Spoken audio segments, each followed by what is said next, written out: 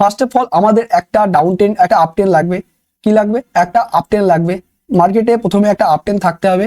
Rule number two যদি দেখো আমাদের যেটা আছে মার্কেটে যদি আমাদের কোনো বেরিস ক্যান্ডেলস্টিক প্যাটার্ন যেটা আছে সেটা যদি আমাদের রেজিস্ট্যান্স জোনের কাছে হয় তাহলে সেটা সবচেয়ে ভালো কাজ করে।